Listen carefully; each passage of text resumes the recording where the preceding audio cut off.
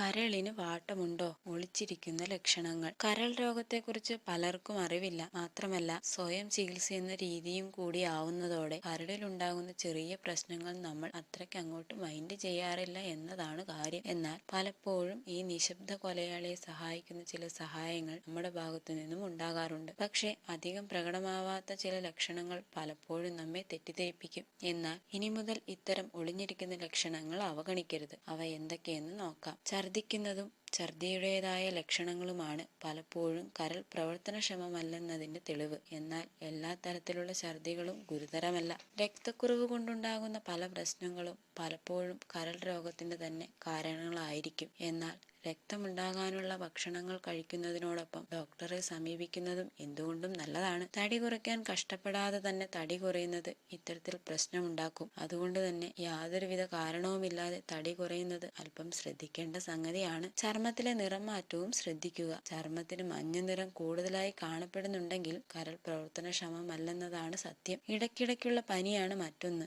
കരളിന്റെ അനാരോഗ്യത്തെ സൂചിപ്പിക്കുന്നു. അതുകൊണ്ട് തന്നെ പനിയുടെ മരുന്ന് കഴിക്കാതെ വിദഗ്ധ ചികിത്സ തേടുക. സാധാരണ എല്ലാവരുടെയും മുടി കൊഴിയും. എന്നാൽ അനുവദനീയമായതിനാൽ കൂടുതൽ കൊഴിയുന്നതും ഗുരുതരമായ ആരോഗ്യ പ്രശ്നങ്ങൾ ഉണ്ടെന്നതിന്റെ ലക്ഷണമാണ്. കൈകാലുകളിൽ ഉണ്ടാകുന്ന നീരും ശ്രദ്ധിക്കാം. അധിക നേരം ഇരുന്നാലും യാത്ര ചെയ്താലും കാണുന്ന ഇത്തരം നീര് അല്പം ശ്രദ്ധ കൊടുക്കേണ്ട ഒന്നാണ്. ഓർമ്മശക്തിക്കും കാര്യമായ പ്രശ്നമുണ്ടെങ്കിൽ ഡോക്ടറെ ഉടനെ സമീപിക്കുക. ഇത് പലപ്പോഴും കരൾ രോഗബാധിതനാണ് എന്നതിന്റെ ലക്ഷണമാണ്. കൂടുതൽ ആരോഗ്യപരമായ അറിവുകൾ നിങ്ങൾക്ക് ലഭിക്കാൻ എൻ്റെ യൂട്യൂബ് ചാനൽ സബ്സ്ക്രൈബ് ചെയ്യൂ. എന്നും ഞാൻ നിങ്ങളുടെ അറിവിലേക്കായി പുതിയ അറിവുകൾ അതിലൂടെ നൽകാം.